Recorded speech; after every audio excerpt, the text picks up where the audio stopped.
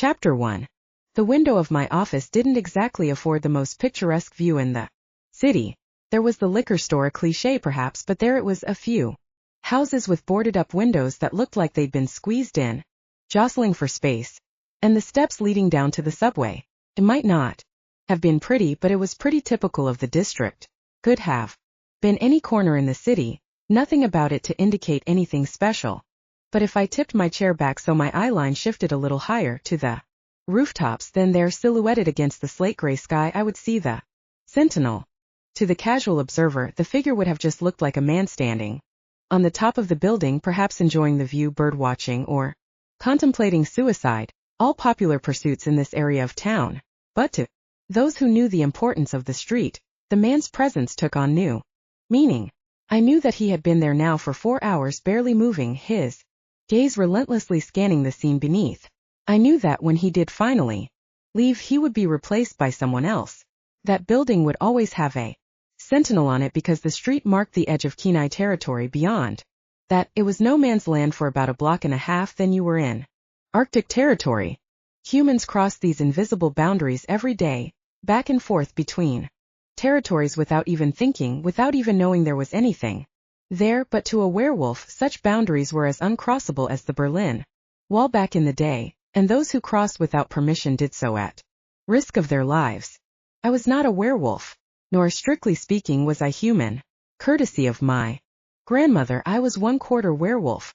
I remembered my gran as a kindly old lady, smelling faintly of lavender, who had an apparently inexhaustible supply of hard candy secreted in the various pockets of her cardigan, and who occasionally turned into a wolf.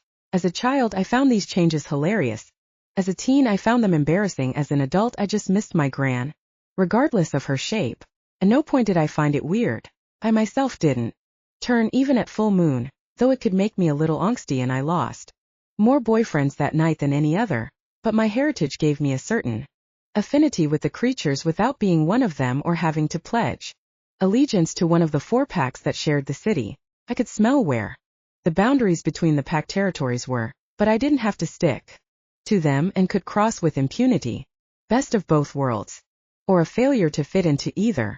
Certainly, humans looked at me differently when they found out about my ancestry, wondering if I might tear their throat out for fun, while werewolves could smell the mix of wolf and human on me and didn't like or trust it. Perhaps that feeling of not belonging in either world was what led me to becoming a private investigator, a job that attracted the loners of the world. People rank private eyes and part wolves about on a par on the scale of general mistrust, and as long as I was already being mistrusted by both factions of society, I figured I might as well make some money out of it. Besides, I liked puzzles and got off on solving them. As far as I knew, I was the only part wolf investigator in the city, a position of distinction that made people avoid me like the plague until the wires got crossed in the simple, segregated circuits of their lives. Humans and werewolves didn't mix much socially, but shit happens, and when it did, I was there to pick up the pieces. All of that, I guess, was why Kenai King came to me. I heard the door open in my outer office and went to see who was there. Recent financial complications had left me without a secretary. I opened the door and stood, wide-eyed like an idiot, staring at my 3 visitors. 2 of them would have made anybody stare. They were massive slabs of muscle, their bald heads almost reaching the ceiling, their low brows advertising equally low intelligence, their oversized bodies stuffed into ill-fitting suits. But it was the 3rd, less immediately arresting man who had stopped me in my tracks. Miss Malone. The silver-haired man smiled, showing his sharp canine teeth. The last person I expected to find in my office first thing on a Monday morning was the most powerful werewolf in the city, perhaps in the country. Pack leader, I replied, showing my knowledge by using his proper title. What can I do for you? Pack leader Kenai King's unsettling grin remained on his face as he answered. Someone is trying to kill me. I'd like you to find out who. For werewolf packs made their territories in the city, and while you could not put all of them in order of supremacy, the Kenai were undoubtedly top of the pile. Since the time of King's grandfather, the Kenai pack had held the center of the city, all the best areas and most expensive real estate. The boundaries might fluctuate through skirmishes and minor wars, but for now, at least, the Kenai seemed immovable and invincible, and Kenai King was known as a ruthless leader. King turned to his vast bodyguards. Stay here. He then strode past me, leading me back into my own office with the confident air of one who has been the most important person in every room he walks into his entire life. I followed, closing the door behind me. With respect, pack leader, aren't people trying to kill you part of your job description? King nodded. That is true. But this is different. Closer to home. Perhaps you'd better tell me the whole story. King sat down with athletic elegance. He moved with the animal grace that so many werewolves strived for and achieved with varying degrees of success. He was in his 60s now, but still in good condition and still a very handsome man for his age. If you like that kind of thing, I got over my daddy issues some years ago. Last week was the lunar hunt. Every full moon, werewolves gather for a state-sanctioned hunt. One of the agreements reached in the general amnesty, which had first allowed werewolves to live among humans as equal citizens, was that hunting was a cultural tradition and could not be completely outlawed. That said, hunting a human at any time, as wolves had pre-1917, was obviously not compatible with being a worthwhile part of society, so a compromise had been reached. The werewolves would be given one night a month, the night of the full moon, when they could hunt as a pack with impunity. More than that, packs would be given the names and details of certain people that the state could well do without for them to hunt. These people were usually rapists, child molesters and the like, whom the police had either been unable to catch or whom they knew to be guilty, but lacked the evidence to convict. Evading the nose of a wolf was not so easy. There had initially been some opposition and some protests that, as punishments went, this one was probably cruel and definitely unusual, but the voices of defense for such people were never very loud, and when the number of such crimes began to drop as criminals responded to the new and terrible penalty for their actions, even those few voices were silenced. By now, the lunar hunt was viewed as an essential part of a civilized society, and people wondered how we ever managed without it. It is one of the few times, King continued, when I can get away from my bodyguards. In the heat of the hunt, anything goes. People forget themselves. We were chasing the prey through the alleys not far from our heartland. Though they hold large territories, most packs have one particular area that they identify as home. I was leading the chase naturally, and we caught up to him on one of the side streets. As the pack was descending on him, I felt someone grab my collar and pull me back. Now, when the hunt ends, it's a bit of free-for-all. Everyone jostling to get their pound of flesh, and a young wolf might not look too hard at who he's got hold of. I just assumed that some overeager pup had grabbed me by the scruff without looking, not knowing who I was. So I turned around to put him in his place. Kenai King paused in his story. He untucked his shirt from the waistband of his pants to lift it, twisting his body slightly to show me a bandage stuck across his side. If I hadn't been so quick to turn, the knife would have gone into my back and I might not be here talking to you. Did you get a look at the guy? I asked. King snorted. If I got a look at him, we'd have taken care of this ourselves. He turned as I moved, keeping out of sight as he stuck the knife in. A knife? He spat contemptuously. What sort of weapon is that for a wolf? I lashed back at him, claws out, but I just caught the palm of his hand. Drew blood. Though. He ran, I guess. By that point he knew he'd fucked the whole thing up, so he took to his paws. I yelled for the rest of the pack. What had they been doing up to now? I wondered. Feeding, said King bluntly. At the end of a hunt, a bomb going off wouldn't distract a wolf from the kill. It was the perfect time for an assassination attempt. All this was interesting but not unusual.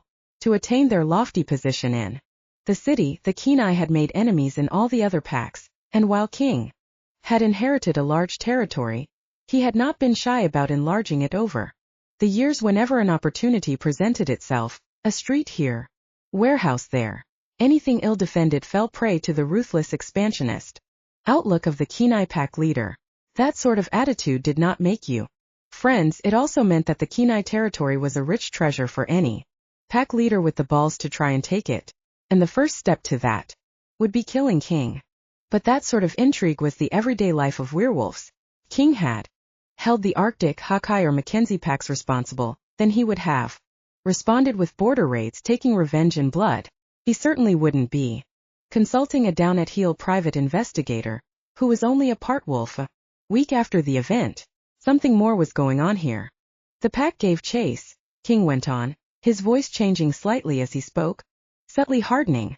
I was regrettably incapacitated by my wound, but my personal guard and my court went after the assassin. He was bleeding from the wound I gave him, so following him was no problem for any werewolf. He left a trail. Even you could probably have followed. I ignored the subtle insult. Where did it lead? King's ice blue eyes flicked away from me for a moment, as if he was wondering if coming here and sharing this with an outsider had been such a good idea. You must be wondering why I came to you. I'm thinking you're about to tell me. Those guards out in your office, they are far from the best of my protectors. They are the most stupid. They dumbly do as they are told without any question. Dumb loyalty is sometimes the best kind. They don't have the intelligence for self-interest. I leaned back in my chair, feeling for the first time as if the balance of power had shifted in my favor, even if I wasn't quite sure why. Pack leader. If you have something to say, then perhaps you had better just say it. King's eyes found me again. The trail led to Ayre's house. There it ended. The trail led to my son's. That explained it. If King were to die, then by natural werewolf law one of his sons, usually though not always the eldest, would take his place as pack leader. There had been cases of sons getting a bit impatient and hastening that day, and there had been cases of sons effecting a coup when a pack leader seemed weak. But if any of his sons had been planning to oust King, then they could not do it alone. They would need the support of members of the pack court. If King suspected his sons, then he also had to suspect his own closest allies. He could trust no one in his own pack. So he had come to me, and based on the fact that it had taken him a week to do it, he was not happy about the necessity. Either that or I just hadn't been his first choice. The relationship between myself and my sons, King continued, is not a close one. I had heard. It was common knowledge in the werewolf community, and I tried to keep up with all the gossip. Perhaps you have not heard to what extent matters have deteriorated, King went on. 2 weeks ago, I threatened to disinherit all 3 of them. He pulled a smile that was closer to a snarl. Perhaps I should have gone through with it. Then they would have had no cause to kill me. More likely, if you had actually disinherited them, they would have come after you by more direct means, I suggested. King nodded. Perhaps. But I would have preferred that. To see one of those wastes of space actually winning support for himself, raising an army to take me down. Better yet, challenging me to single combat. To see that would have been worth dying for. At least I would die knowing I had sons who were worth a shit. But a paid assassin sticking a knife in my back. He shook his head. I suppose it's all I would have expected of them, but for a Kenai to stoop to such depths is a sad sight indeed. Do you have any idea which of them might be responsible? I asked. King shifted in his seat, uncomfortable talking about the inadequacies of his bloodline. Tanner would be the most likely to take action, and I pride myself he does at least have a little of his father in him, but he's rash and hot-headed. Last year he nearly bit the head off an old friend of mine just because he complimented the female Tanner was with. I was tempted to ask what complimented meant in this context, but let King go on. You can't rule a pack with that sort of thin skin and quick temper. He'd undo all I've achieved in a matter of months, but that same attitude makes me think he wouldn't hire a killer. No, give Tanner his due, he doesn't back away from a fight, doesn't hide in the shadows. King shook his head. Gray is another matter. Always alone, sullen. Certainly always looks like he's plotting something. Then there was that female of his, quite inappropriate, and I told him so, and he's hated me ever since. Yes, the others may dislike me, but Gray's the one who hates me, and not with a clean, pure anger. He keeps it bottled up. If I had to put money on it. But even as he spoke, his mind seemed to change. Then again, I think he wants to be pack leader the least. Has no time for it. Not like Hudson. Power hungry, I suggested. But King scoffed. I wish. No, he would enjoy the financial freedom of it. He likes to play. Women, gambling, you name it. Human women too. Don't misunderstand me. Young male should have his time in the sun, make a few mistakes, sow a few wild oats, anger a few fathers. I certainly did. He chuckled at the memory of his younger days. But Hudson is a wastrel, pure and simple, and shows no sign of growing out of it. I cut him off financially last year in hopes of him calming down some. I think he'd like to be pack leader just to get hold of the purse strings and then we'll see the wine flow. The Emperor Nero would have nothing on pack leader Hudson fiddling while the Kenai territory burns before him. He paused again. But with the money comes responsibility. And a scoundrel though he is, Hudson knows that it wouldn't be fun all the time and that he'd have a target on his back. He may want the money, but I'm not sure he wants it quite that badly. King ran a frustrated hand through his silver hair. Not a one of them is fit to be pack leader, and to a wolf they hate me. But to pick one who would dare to take that final step. He shook his head. Perhaps they all did it together. That way Tanner would get power, Gray his revenge, and Hudson his money. But I'm not sure I can see them working together like that either. He growled under his breath, his wolfishness coming to the surface. I just don't know, damn it. One of them, two of them, all of them. The guilt lies somewhere in Ayer's house. And I'd like you to find out where. Obviously I was going to take the case. Getting mixed up in werewolf politics is dangerous as hell and a good way to make enemies. When a werewolf uses the phrase enemy for life, they meant until they killed you. On the counter side, the Kenai pack was extremely wealthy and King was offering me a blank check. But neither of these arguments against or for really entered into the decision for me. Frankly, I would take the case because it was a mystery and I never could turn away from a good mystery. It was a change from the usual interspecies squabbling and human husbands thinking their wife has gone for a bit of tail. As they say, that made up my day-to-day caseload. But above all that, it was the chance to enter into the world of the packs. I strolled through werewolf territory with more awareness than the average human, and through my gran I had been a bit more involved in werewolf life, but the secret inner workings of the packs I knew only secondhand. This was not a world into which humans, or part wolves, were often invited. I couldn't pass the opportunity up.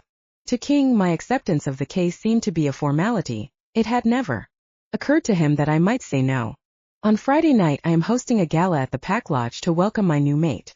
You will come along to get a closer look at my sons as well as another assurance of my safety. Can't be too careful now. He was probably right. He couldn't even trust his bodyguards anymore.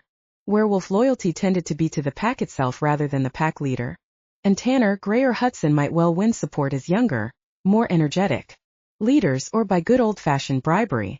I'll be there, I nodded. I just said you would. Kenai King did not request obedience. He assumed it, and he got it. He sent a glance over me from top to bottom and cocked his head. Dress well. This is a formal event. I'll check my wardrobe. The werewolf shook his head, took out a wallet made from a skin that I decided not to look too closely at, and handed me a bundle of notes. Don't skimp. Chapter 2. Little as I liked King dictating my wardrobe, and as tempting as it was to pocket the cash which I definitely needed, I wound up going shopping and found a dress that looked the part but didn't restrict my movement. I had no reason to think things might get physical, but with werewolves you never knew for sure, and the last thing I needed was a long dress for me to trip over or a tight dress I couldn't run in. I went medium length and loose enough for movement, but it was clear from the moment I arrived at the Pack Lodge that I was the only woman there who had worried about movement when picking what to wear. Werewolves are raw, violent animals, and to counter that roughness they go glam in a serious way when the event calls for it. The place was a sea of colors: blood red, emerald green, azure blue, all sparkling in the bright lights of the foyer. There were long trailing dresses that could surely only be worn once, and narrow dresses split to the hip, showing a wide swath of smooth skin.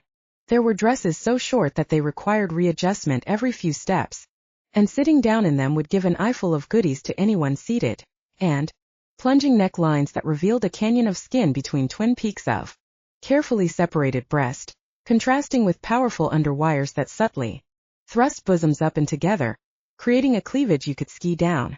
There were backless dresses, strapless dresses, and dresses that seemed to consist of little more than a few strips of fabric glued on to cover strategic areas. The heels were high, the hair was huge, and the jewelry could have been sold to pay off third world debt. To be honest, I didn't look that closely because it was making me second guess my choice of dresses, and because there were other places to look. Human men on such an occasion tend to make less of an effort, just throw on a rented tux and they're done. But werewolf males like to preen almost as much. as the females.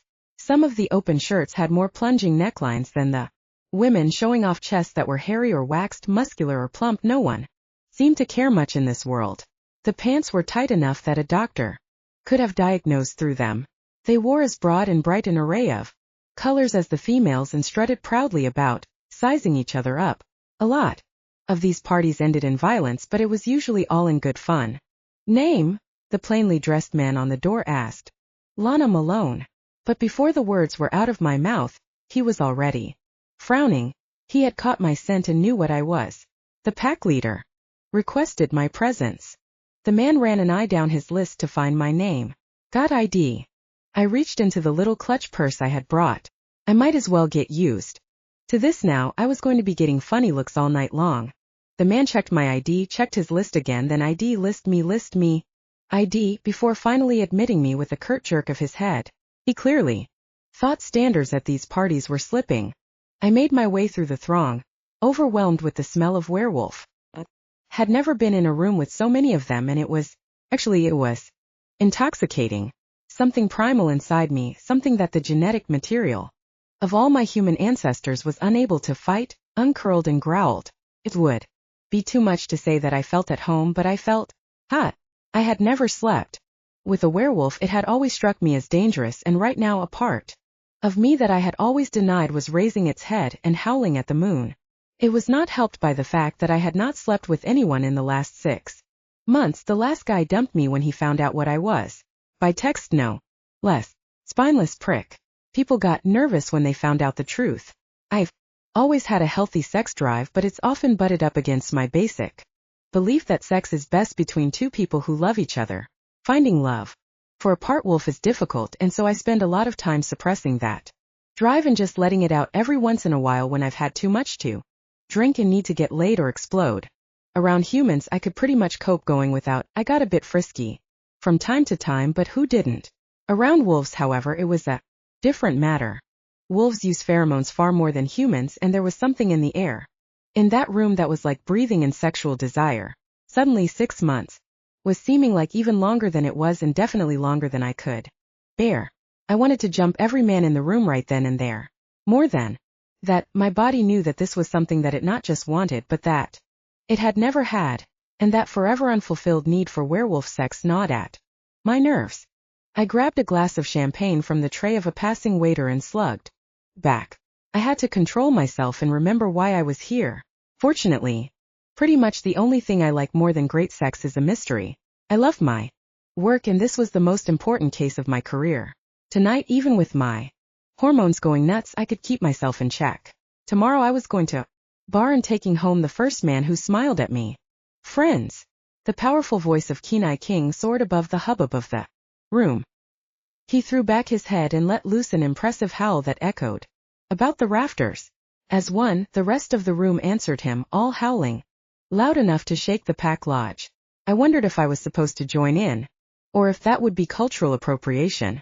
Tonight is a special night, King continued, once the last echoes had died away. Tonight, I welcome a new mate to my harem. In some respects, werewolves have a very open attitude towards sexual relationships. A male can have as many partners as he can handle, and they are all considered his mates.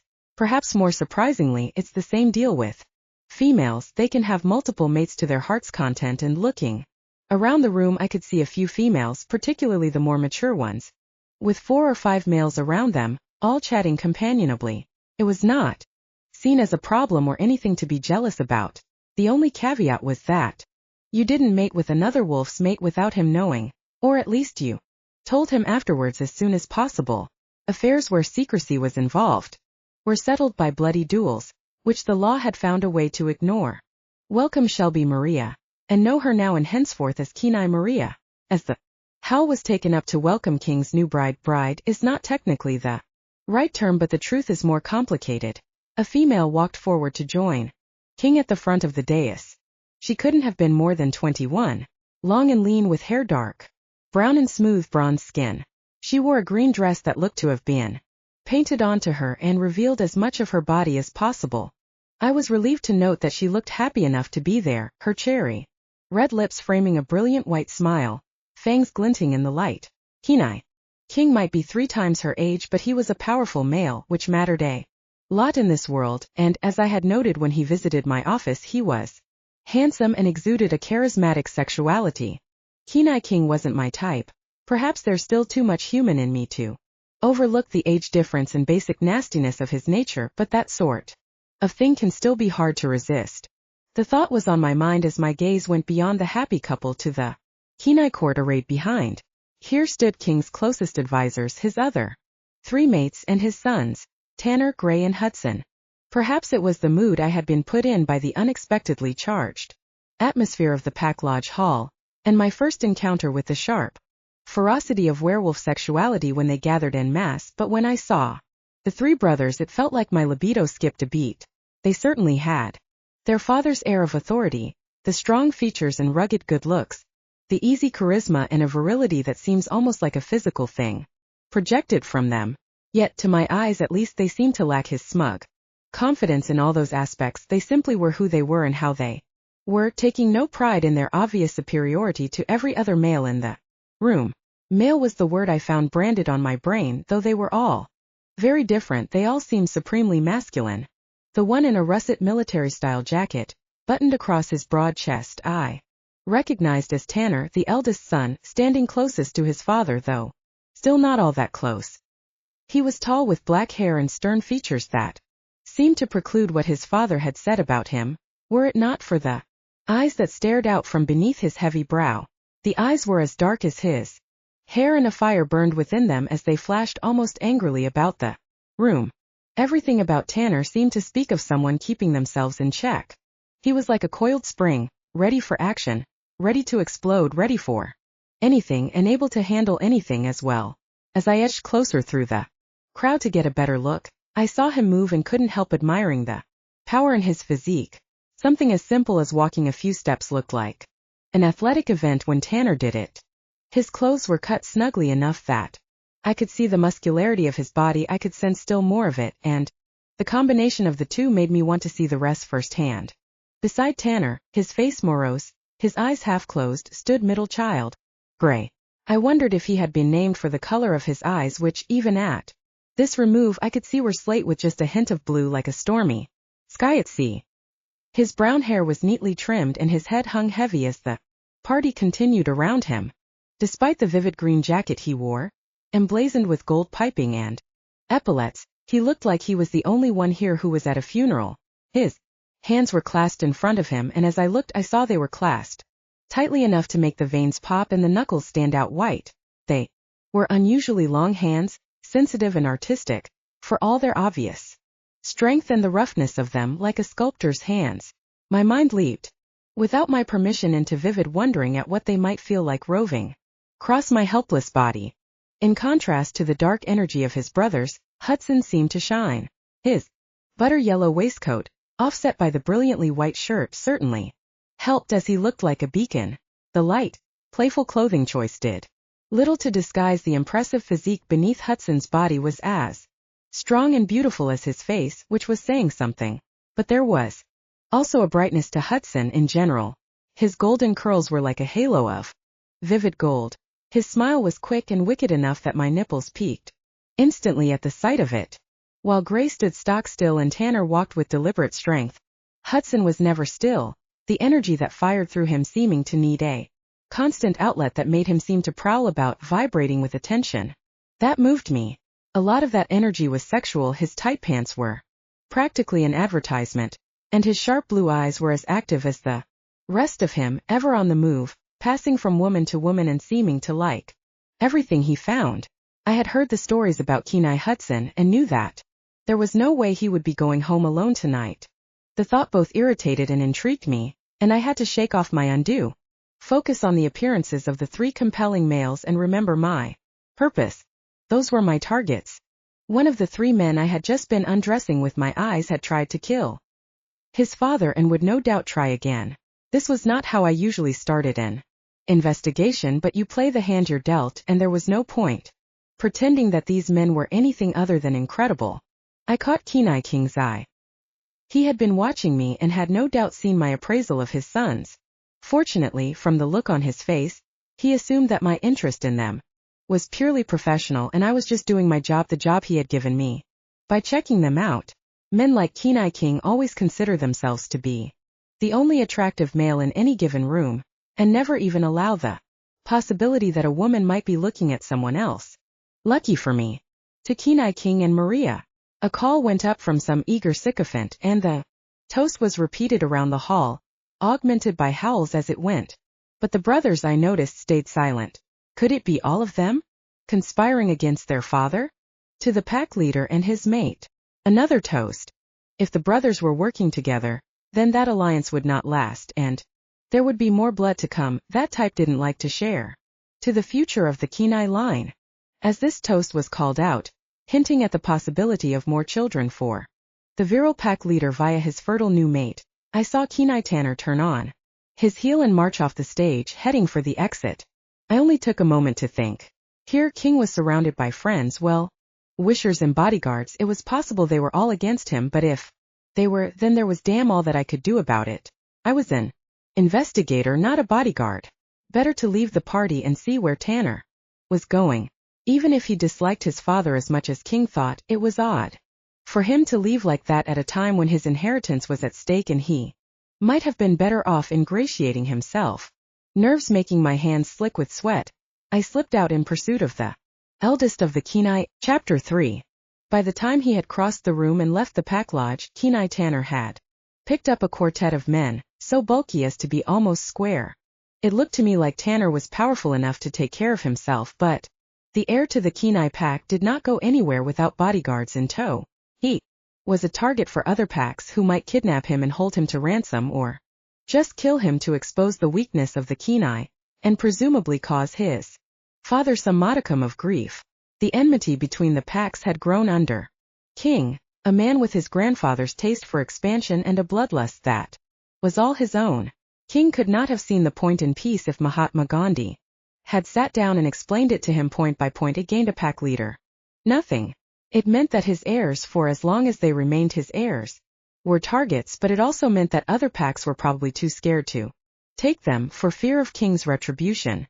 I clung to the shadows as Tanner and his guards headed away from the lodge in the direction of Heir's house.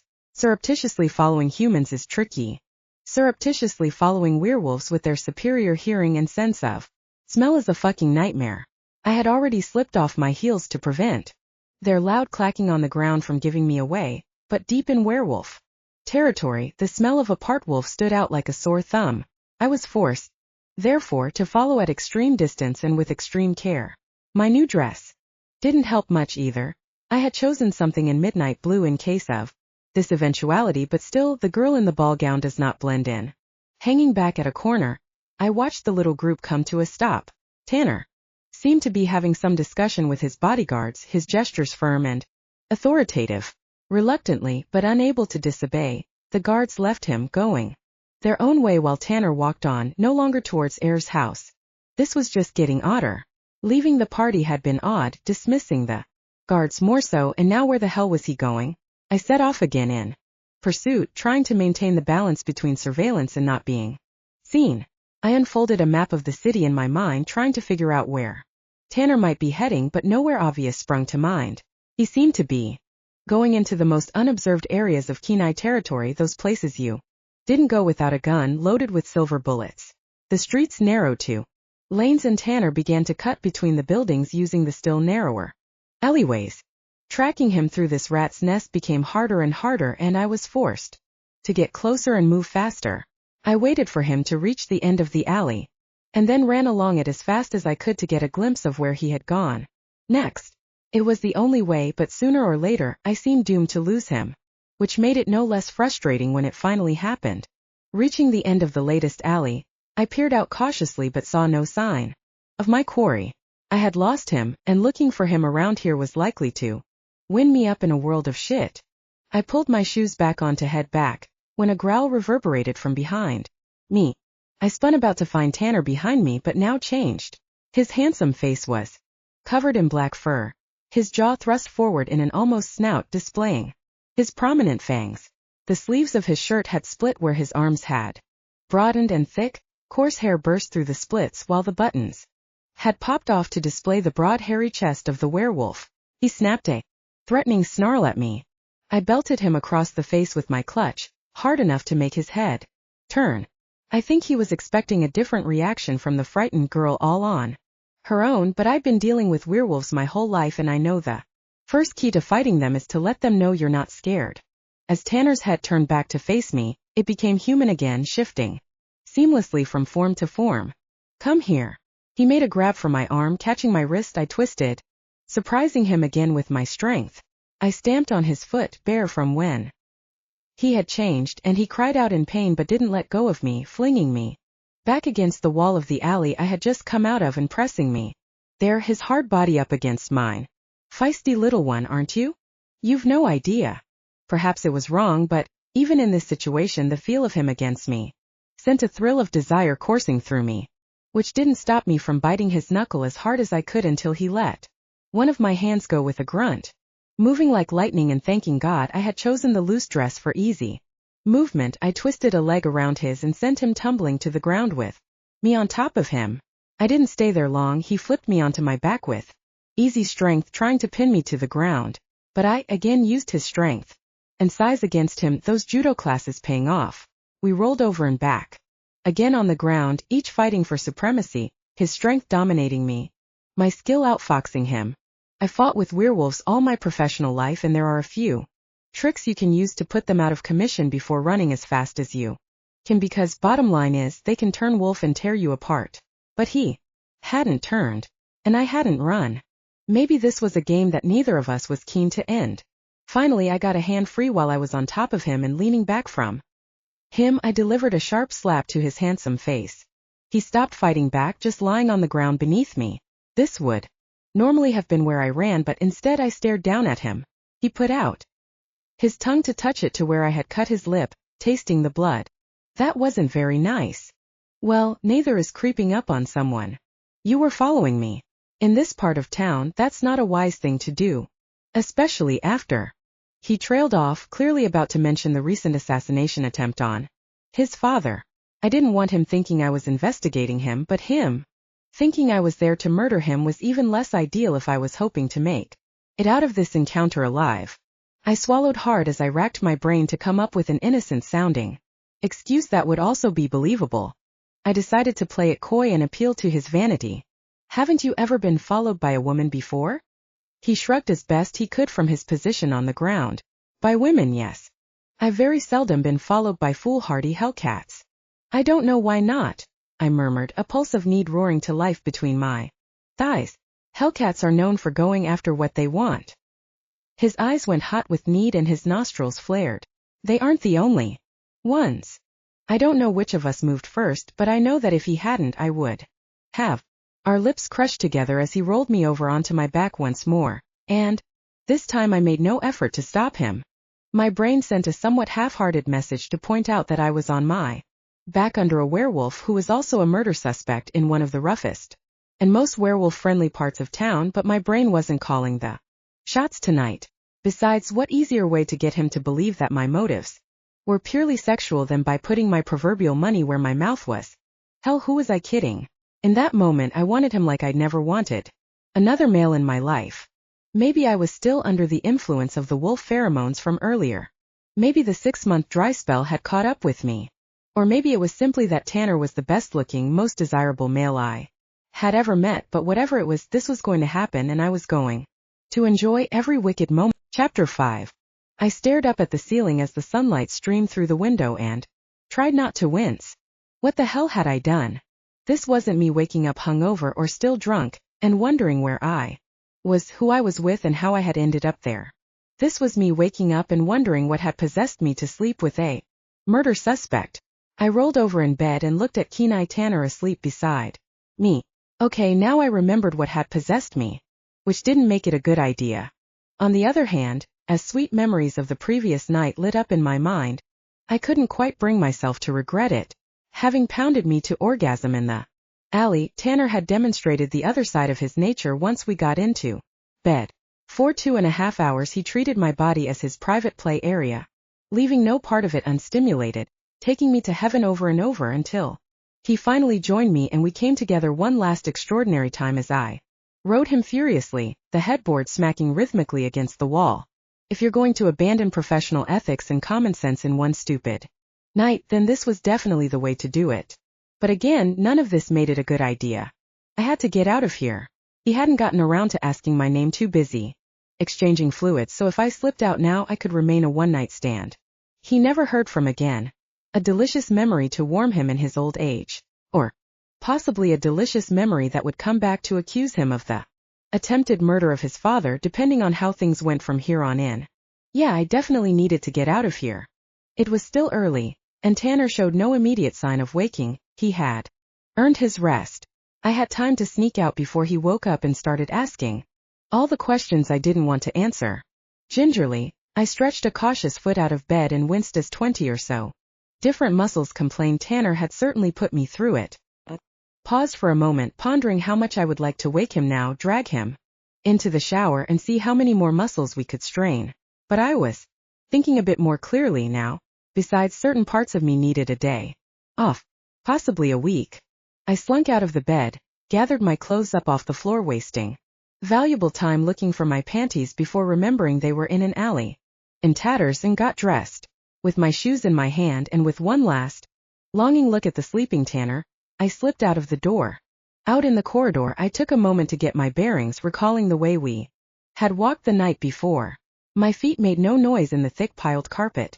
As I tiptoed towards the main staircase, glancing occasionally at the art on the walls, which veered from hunting scenes to nudes to modern art that I guessed was mainly collected for value. Ayers' house was the official residence of the sons of Kenai pack leaders, or had been for the last 3 generations, and the decor bore the hallmarks of different personalities, leaving their impression upon it. From somewhere in the building, I heard the sounds of movement and the rustle of whispers, probably servants rather than the heirs themselves, all of whom had had a late night, but I didn't want to be caught, or even seen by anyone. On my way out, the plan was to vanish as if I had never been here, leaving nothing more than a warm spot in Tanner's bed, and certainly leaving no way for them to find me. If Tanner found me, then he would find out I was a PI, and then he'd start to ask questions about what I had been doing at the party last night and why I lied to him about it when he asked. As I reached the stairs, the sounds of movement got louder, footsteps coming from the far end of the landing. Caution was no longer an option. I ran down the stairs like Cinderella leaving the ball, though I was a bit more careful with my shoes. My feet slapped on the marble floor of the hallway as I hit the base of the stairs and ran on. I had no time now to worry about the noise I made. I just needed out. Reaching the door, I fumbled with the heavy iron bolts that seemed more an aesthetic choice than a practical one. Locks were not necessary at Ayers' house. Anyone breaking in clearly had a death wish. The last bolt slid back. I hauled the heavy oak door back and ducked out into the bright, cool morning air. Once I had made it a few blocks away, I stopped to put my shoes on, and it was only then that I felt I could breathe safely and slow down for long enough to assess the situation. True, I had crossed a professional line last night, but Tanner did not know my name and had no way of finding me, so no harm, no foul. And while nothing I had learned last night could be called definitive, it had been interesting, and I had a better sense of Tanner, at least. Perhaps I could not quite dismiss him as a suspect, but I felt I could put him on the back burner for now. All in all, I was calling last night a success, in more ways than one. It was, therefore, with a certain amount of smugness that, having headed home for a shower and a change of clothes, I went into the office to make a few calls around my werewolf contacts, looking for information about Gray and Hudson. I opened the door and froze. Seated in my outer office waiting for me were the 2 werewolves I had just been thinking about, and between them the werewolf with whom I had spent the previous night. Their eyes were on the door as I came in, as if they had been waiting for me. My mind raced as I sought for something to say, but what the hell could I say? If they had found me, then they knew what I was, and who knew how much else? They knew? Probably that I was in the employ of their father, and that they were the objects of my investigation. And yet, while all that was of course on my mind, my greatest worry was the thought that Tanner might think I had slept with him just to get information, or distract him from the fact I had been following him. For whatever reason, I desperately didn't want him to think that of me. None of which rapid-fire thinking gave me a useful opener in the conversation I now had to have, but fortunately Tanner started for me. "You left without saying goodbye," He said it without reproach, but I still flinched. In the circumstances, I thought it was best to avoid any awkward questions. There didn't seem to be any point in lying, but nor was I going to volunteer information until I had a better idea of how much they knew. I think we'd all appreciate a little information on the exact nature of those circumstances, replied Tanner. I shrugged, trying to look nonchalant. One-nighters are always awkward come the morning. Tanner grinned. Not what I meant. But wolves can appreciate guile when it's motivated by loyalty, in this case to your client. Perhaps we should tell you what we know. Why? Snarled Gray. He was not looking at me with any sympathy, and his clear fury sent a cold trickle of fear down my neck. Because she's just doing her job, Gray, pointed out Hudson, a more happy-go-lucky presence. And because we might need her. They might need me? What the hell did that mean? Your name is Lana Malone, Tanner went on. You're a part wolf and a private investigator specializing in cases involving wolves. Right so far? I nodded. Mind if I ask how you know all that? Yes, said Gray. Here it gets a bit more speculative, said Tanner. We're guessing, but I'd bet my inheritance that we're right. You were hired by our father, Kenai King, to investigate us because he thinks we had something to do with the attempt on his life at the lunar hunt. The assassin was trailed to Ayer's house, I said, neither confirming nor denying the accusation. That's what they say, Gray put in sullenly. We're not denying that someone tried to kill our father, said Hudson. Quite the reverse. And that someone may well be close to him, someone who fancies themselves next in line for pack leader if our father died and the three of us were accused of his death. It's a theory, I acknowledged. In fact, it was a theory I had been wondering about myself. After last night, I found it harder to see Tanner and his brothers as killers. It's a theory that we'd like you to look into, said Tanner. What? Werewolves are not investigators, admitted Tanner. We don't have the temperament. We're good at dealing with the perpetrators when they're found, but bad at finding them. We want to hire you. I could hardly believe what I was hearing. You want to hire me to prove your innocence? No, Hudson put in. We want to hire you to find out who tried to kill our father. We know it's not one of us, so it must be someone else, and you're wasting time while the real killer prepares to have another try. The investigation takes you where it takes you, said Tanner. So it's not interfering with any prior arrangement you might have made with any other member of our family, on which subject I note you have still made no comment. It was tempting, if only to get paid for doing both sides of the investigation, and the three sons did have a point. If King was wrong, then I was wasting my time and he would end up dead. And if he ended up dead, then chances were I wouldn't get paid. But I had already been hired to do a job. And whichever way you looked at it, the job of investigating Tanner, Gray, and Hudson was not compatible with being hired by them. I had my professional ethics, and despite the serious lapse in them last night, I was sticking to them. I'm sorry. I'm going to do the job that I was paid to do. You don't think investigating us will be difficult now we know you're at it? Suggested Hudson. Not to mention awkward, since you and Tanner did the wild thing. I didn't back down and I didn't blush. Difficult and awkward aren't the same as impossible. I don't back out on clients. But you do bed down with suspects? Suggested Hudson, a sly grin on his handsome face. Was there anything else you wanted? I asked. Because if not, I have work to do. The brothers looked at each other. Perhaps they had not expected the meeting to go like this. I was very aware of the fact that there were, in this room at the moment, 3 individuals who could kill me if they wanted. They might not quite be able to do it with impunity, but as the sons of Kenai King, the law might not look at them too hard.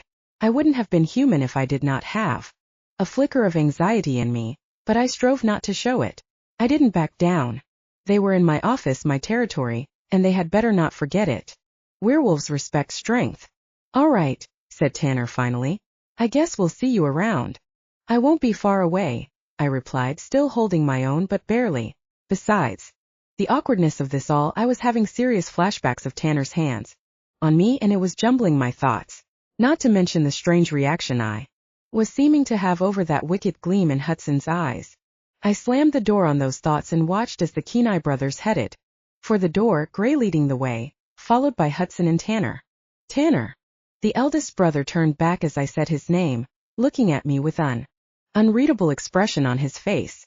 I wanted to tell him that last night had not been about using him, that I hadn't slept with him for information, but because I had wanted to.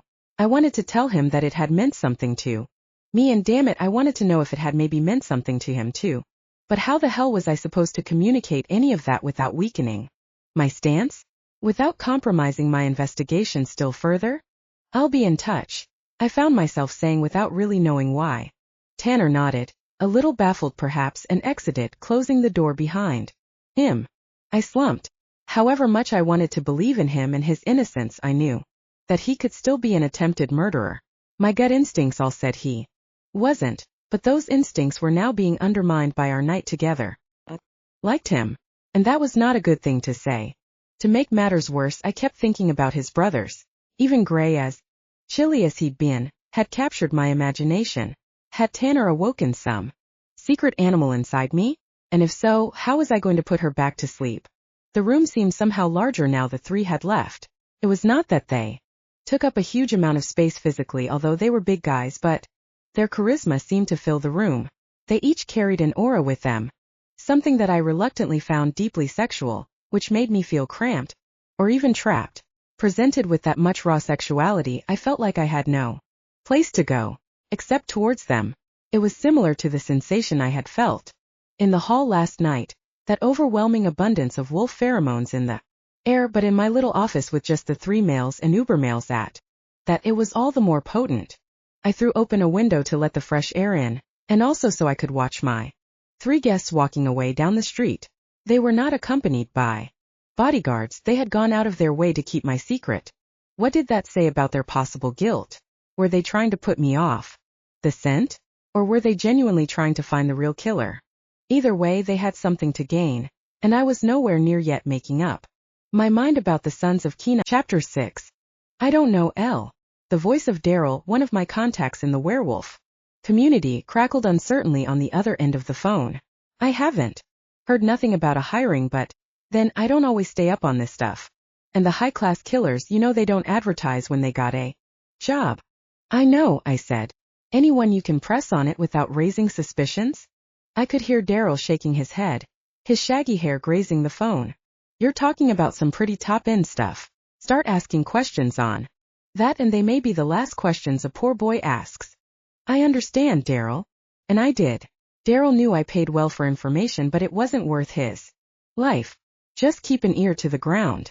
No need to raise any flags, but if you hear something on the grapevine, anything at all, let me know. Will do, L. Later. Later, Daryl. I hung up and sat back in my seat pensively. The last few days of phone calls and pounding the pavements had not been productive. Although I was working for the pack leader, I was struggling to get help from my usual contacts on the ground. The fact was that, even though I hadn't said anything, everybody knew who the suspects were, and they were not that happy about going against the brothers. Whether King was killed or not, there was still a chance that one of them would be the next pack leader somewhere down the line, and no one wanted to be on the bad side of a pack leader.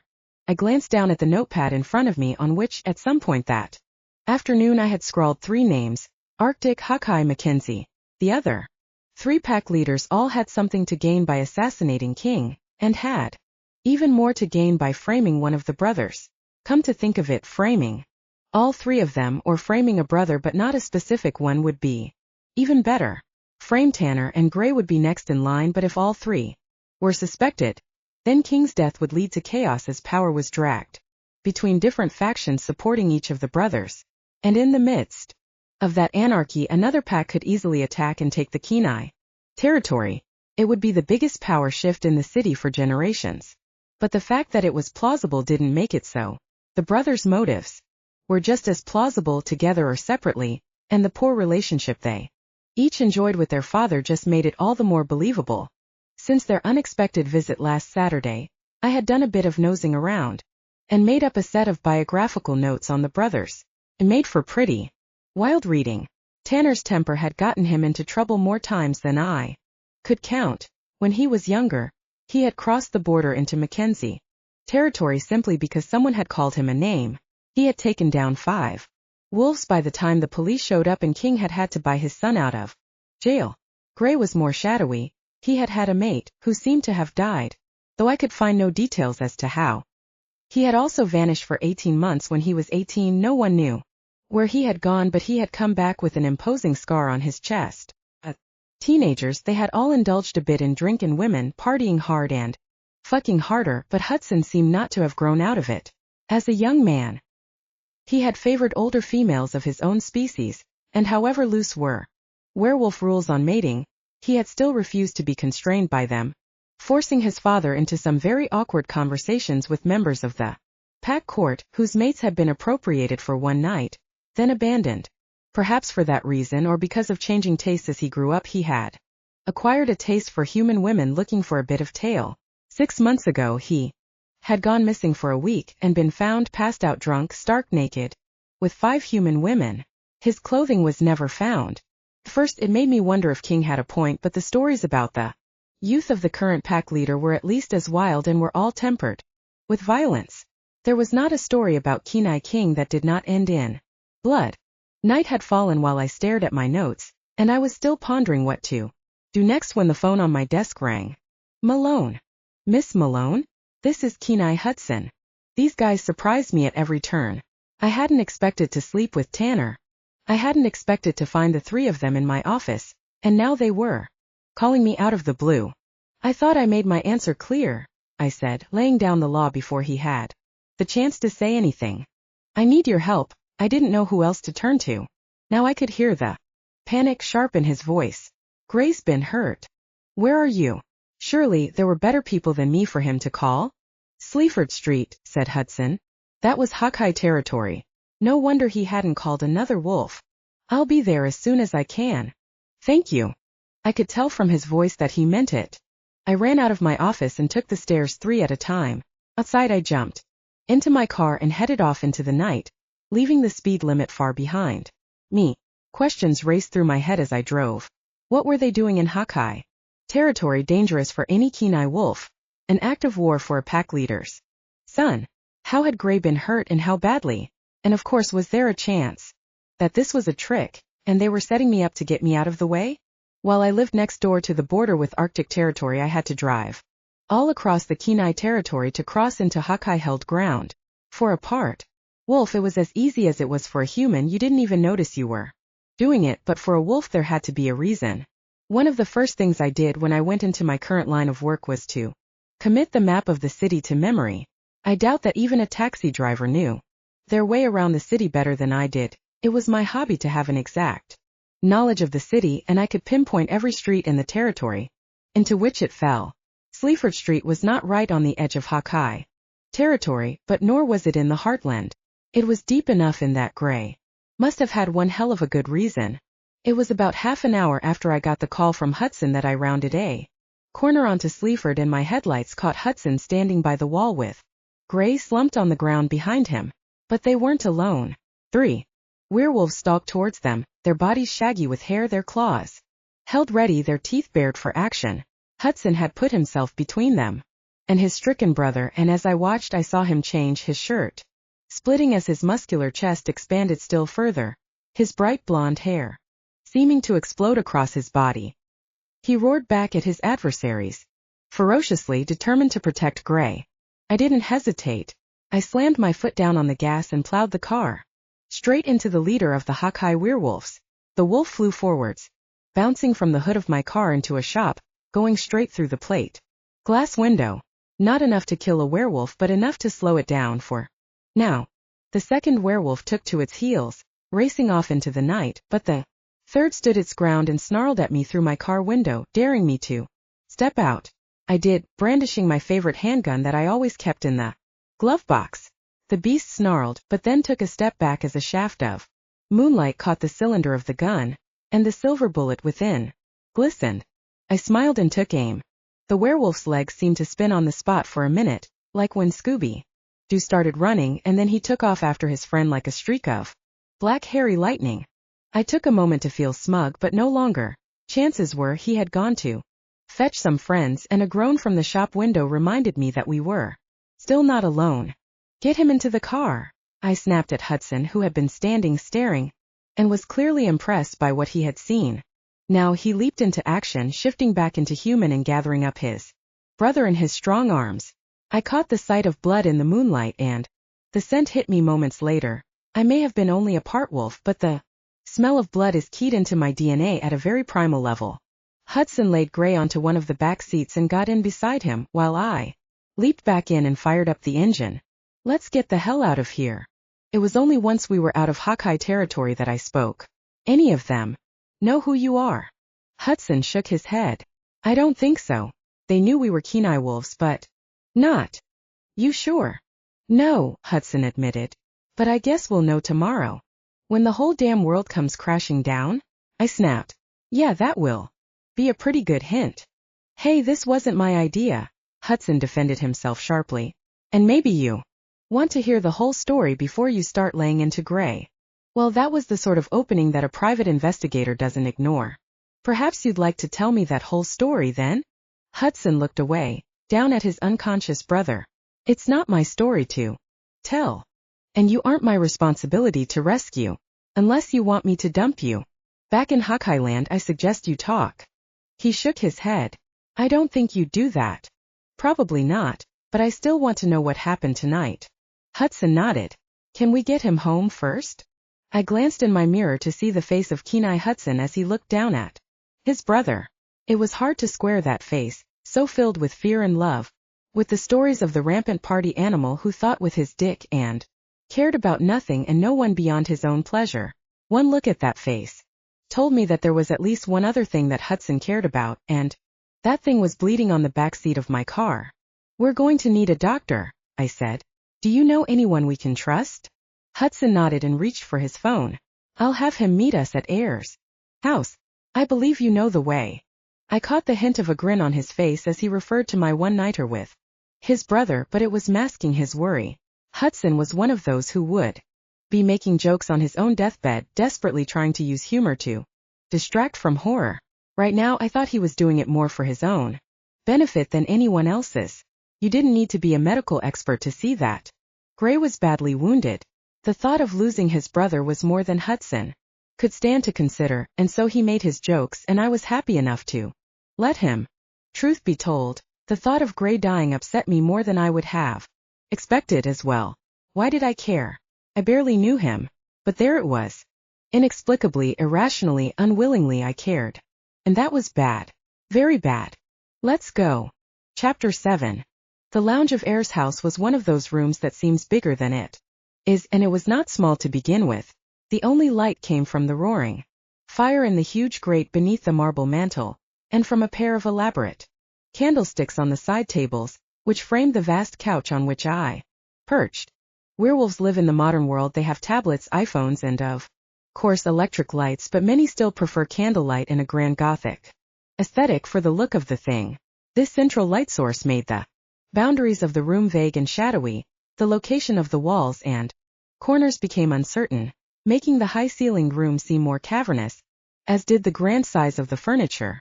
Spread out in front of the fire was a rug that seemed to be made of some animal skin, shaggily haired, but was too large for that. I wondered if it was the skins of King's enemies stitched together. 3 club chairs were arranged about the fire, either side of the couch, their elderly leather creased, stained and scratched, dented in the middle from the bottoms of successive generations of werewolf nobility. The couch on which I sat was about twice the length of a normal couch. Its frame was ornately carved in dark wood, and its cushions had been patched and recovered over and over, without ever bothering to remove the previous fabric, making it a hodgepodge of styles and colors in various shades of faded. It was very comfortable, but I sat on the edge of it, clasping my knees, wondering what might happen next. Confidence was always key in dealing with werewolves, but I wasn't sure where I stood at this moment. I had surely betrayed my client, Kenai King, by yet again colluding with the people I was supposed to be investigating. On the other hand, I had saved his son's life and potentially averted a war that had to count for something. But Hudson had called me. Of all the people out there he could have called. And of all the brothers, Hudson had the most human friends. He had called me. Talk about getting too close to a case. If Gray lived, then probably none of this would matter. The doctor was trusted. I would keep my mouth shut, and Neither Hudson nor Gray wanted any of this to come out, but if he died. The heavy doors that sealed the lounge opened, creaking on their aging hinges, and Hudson entered. "How is he?" I asked, but the question was almost unnecessary as I could already see the relief on Hudson's face. "The jackass has managed to get himself torn up pretty good," smiled Hudson. Even his choice of words broadcasting the good news, but they seem to have gone out of their way to avoid clawing anything too important. "He needs to rest up, but he'll be fine. The doctor's going to stay the night in his room, just to make sure." He sat down heavily on the couch beside me, his smile still beaming, but as he drew in a long breath of relief, the flickering firelight caught the glint of a tear in his eye. "Fucking idiot," he murmured. I allowed him to collect himself and he turned to me. "Thank you. Really. I cannot possibly thank you enough for what you did tonight. You didn't have any reason to help us. In fact, I suppose you had plenty of reasons not to, so yeah, thank you." I shrugged. "Put it down to curiosity. I'm told that kills only cats. I'm part wolf. We thrive on curiosity." Hudson nodded. "I've a feeling I know the direction in which this conversation is going." "Well," he nodded, "I owe you at least that. At least an explanation. I hope I can trust you not to let what I'm about to tell you leave this room."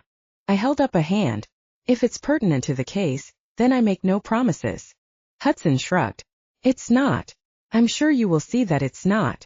And I trust you to do the right thing once you know the full story." "Why?" I asked. I genuinely wanted to know. "Why what? Why do you trust me?" He gave me a cocky little smile that I fancied reflected the real Kenai. "Hudson, if you can explain why you trust a person, then it's not trust. Real trust should be like true faith, instinctive and inexplicable. Now do you want to hear this or not?" I settled back onto the comfortable couch and indicated for him to proceed. "Would you like a drink? It's a longish story." "Sure." He went to a large stuffed bear by the wall and opened its belly to reveal a drinks cabinet. "Brandy. Why not?" As he poured, he began to tell his story. "You know, I suppose that Gray had a mate? Her name was Yuko. She was Gray's mate, but..." Hudson paused as he handed me my drink. "You know that it's said Inuit people have 100 different words for snow." I nodded. "Werewolves are like the exact opposite of that with the word mate. It's one word that covers a lot of bases and means different things in almost every case. Maria is now my father's mate. I doubt there's a lot of affection there, but it is recognized. I've mated with my share of females and by werewolf lore, they all ought to be recognized as my mate, but none of them would say they were. Yuko was Gray's mate, but it was more like a marriage." I could already feel the tightness in my chest as the story unfolded. "That happens for wolves sometimes, just as it does for humans. You find a person you want to be with. Of course, for wolves it's not a constraint. Yuko and Gray were free to take other mates. That's our way. But they chose not to. And that's our way too. Love exists for werewolves as keenly as it does for humans, just in a greater variety of forms." He swirled the brandy in his glass and contemplated the flames before us. "It might surprise you to hear, but I envied my brother. I know what everyone says about me, and it's all true. But that doesn't mean I don't want more, and to see the look that passed between Gray and Yuko, and to know they had something that I could never even imagine, I was envious. I was getting laid 6 ways from Sunday, and yet he was happier than me. And believe me, I was very happy. Still am. That's beside the point." He slugged back the brandy and poured another glass before topping me up. "Yuko's family lived near the Hokkaido border. You know the area?" I nodded. "Bad district," said Hudson. "They say the wolves there hunt the rats that live in their walls for food. Nasty area. Wolves from there don't mate with a son of Kenai King, and certainly not exclusively. Your father didn't approve." "If by didn't approve you mean hated even the idea, then yeah, he didn't approve." Hudson drank again. Gray was his favorite before that, although it was more a process of elimination, I imagine. Tanner was the hothead and I was the wastrel, but still, he could see how someone clever and thoughtful like Gray could be pack leader someday, but not with Yuko as his only mate. What would happen to the next generation? Can't have someone like that diluting the Kenai bloodline. There were fights, terrible arguments. Days when I thought one would kill the other. In the end, Yuko left here, where she'd been living, and went to visit with her family until things between Gray and my father were sorted out. Another drink vanished, another poured. I struggled to keep up. Brandy was stronger than I was used to. You know the deal in that area of town. On the border. You accept that shit will, from time to time, go down. And because not even Kenai King wants to be at war with every pack all at once, little border incursions are overlooked. As long as they're not claiming territory. There was a border raid? I guess. I had a grim feeling that I knew where this story was going. The wolves on the Hawkeye side of that border are as poor as those on the Kenai, said Hudson. There are raids back and forth all the damn time. People get killed. He didn't have to say any more than that. She was a good female. I mean, she was kinder and more honest than anyone growing up in that area. Has a right to be. Hard bitch too. Could teach anyone a lesson in a fight. There was no investigation? I asked. Hudson shook his head. As we've mentioned, not a strong point or a priority. Most times. Not our style. If the raiders had been going after territory, then there would have been reprisals. Or if it had been an official raid ordered by Hawkeye Jack. Or he looked into the fire. Or if someone important had been killed. Gray went to our father and demanded action, but no. And maybe father was right. Starting a war over a few lives? Who does that benefit? Still seems a shabby way to treat the death of a good woman. But Gray wouldn't let it go? I hazarded. Would you? As Hudson turned to look at me, his face was thrown into relief by the fire. And I was struck as never before by what a beautiful male he was. The flames gave his golden hair an aura, and made his blue eyes sparkle the way I had seen in him at the party, though now they were tinged with sadness. He felt for his brother's loss, and that honest melancholy made him even more compelling than he had already been. He's been investigating on his own, Hudson continued, although that might not be the proper word for it. It's more of a hunt, albeit an organized one, with lots of planning, reams of notes as he tries to figure out who it was who robbed him of Yuko. But werewolves aren't cut out for that, I said, the realization finally sinking in that Yuko's killers had never been found. Hudson's lips tipped into a crooked, sad smile. He's no closer now than he was then. He still steals into Hawkeye territory to ask questions or to follow up on what he thinks is a lead. Tonight, he was seen as he crossed and they cut him off so he couldn't get back. They chased him deeper into their territory and caught up to him. By a miracle, a police car came by before they could finish him off. Human police don't like werewolves brawling. He was able to get away while they were hiding from the cops. That's when he called me half dead. But, of course, by the time I got there, they'd found him again. He'd left a trail of blood a blind wolf could follow. Fortunately, I'd guessed there might be trouble and called you on my way. And then you saved us. I pondered the fire. No wonder Gray was so sullen and taciturn all the time, snapping at any who tried to show him friendship. He was living in the shadow of tragedy. No wonder he hated his father. Hudson glanced at the clock on the mantel. It's late. You can stay here if you'd like. I raised an eyebrow, but Hudson held up his hands. No funny business. We've plenty enough spare rooms you can use. He had a reputation, of course, and one that he did nothing to deny, but I trusted him. How about one last drink? I suggested. After that story, I needed something to take the edge off. Grief weighed on my chest like an anvil, but I couldn't deny part of it was self-serving. I'd learned more in the couple hours about these men and the workings of their pack than ever before. There was still an attempted murderer at large, and it was still my job to ferret them out. Who knew what other useful information Hudson might share as we continued talking? As the night wore on, somehow we migrated down from the couch to sit with our backs against it on the rug before the fire, the bottle of brandy between us. With his brother stable and the story told, Hudson became the easiest of company, peppering his conversation with jokes and stories that tumbled out of him at speed.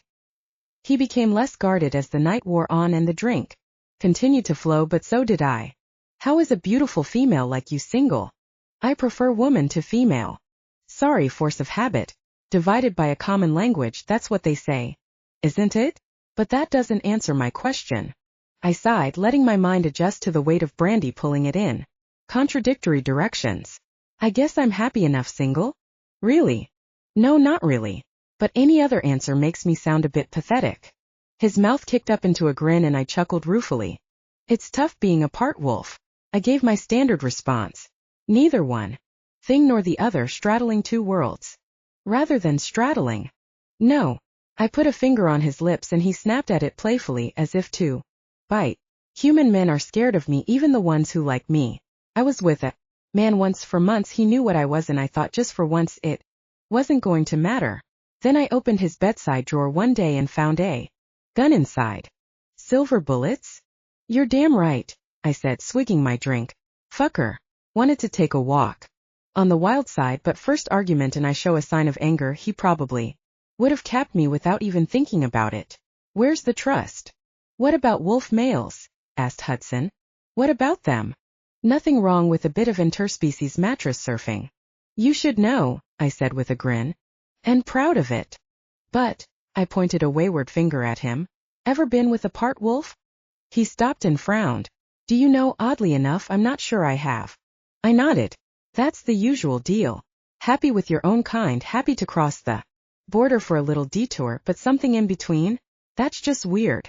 Hudson nodded sagely. Maybe you're right. I've been nursing a prejudice. Without knowing it. I am officially a better person for having known you. Next. Female, sorry, woman, next woman I pick up will be a part wolf. And when I nail her, know that I'll be nailing her for you, he said, his solemn tone belied by the gleam in his eyes. We clinked glasses as if this was something worth toasting, but I still shook my head, now really pondering the topic more deeply. But that's different, isn't it? You're not looking for anything more, are you? It's just sex. I had expected another teasing response, but a curious expression crossed Hudson's face. That's the word, isn't it? That's what they say about Kenai Hudson. Let me tell you, that sort of thing can become a, what do you call it? A self-fulfilling prophecy. What woman looking for a relationship would spend time with me? They all know. Kenai Hudson good for a good time, but nothing more. Nothing more. He paused to finish his drink. This is nice, you know. Talking to you. I like talking to you. Well, I like talking to you too. It was true I did. I wouldn't have thought it likely, and my motives were muddy to start at best, but damned if it wasn't the truth. I don't usually talk to women. So many other things to do to them. So many things they want me to do to them. He shook his head. A reputation can be a terrible thing, you know.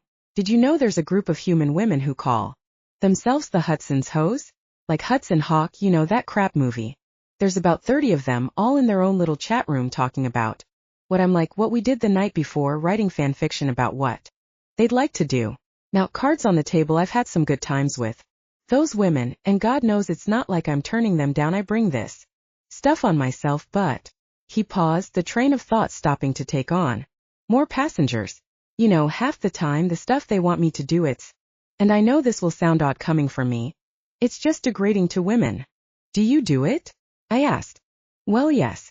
Mostly. I draw the line at hurting them. Spanking is fine, but no more than that. And they get pissed if I don't. You know, they don't want a bit of fun, they want to be taken by an animal. Play like it's against their will. Maybe that's not what I want. But you do it anyway? I guess. Yes, but just to be polite. My heart's not in it. He sighed. Fortunately. It's not my heart they want to be in it. You could stop. I suggested. Let's not be hasty, he said with a quick and wicked grin that sent a bolt of heat through me. I laughed. Seems like you're enjoying it just a bit. No question, Hudson admitted. But it's still not what I want, I just. You're afraid that you'll never find what you want. So why not enjoy what you have? He looked at me, and even through the haze of drink, his face was more serious than it had been all evening. That's exactly right. I want to find the right person. But maybe all this stuff is what's stopping me from finding the right person. Mayuko. Someone. He looked at me. Someone I can talk to. I guess the drinks played a role, as did my basic primal attraction to all the Kenai brothers, but I think it was the simple, honest beauty of the moment that made me lean forward and kiss Hudson. And as soon as I had tasted him on my lips, I knew that this was not going to stop at kissing.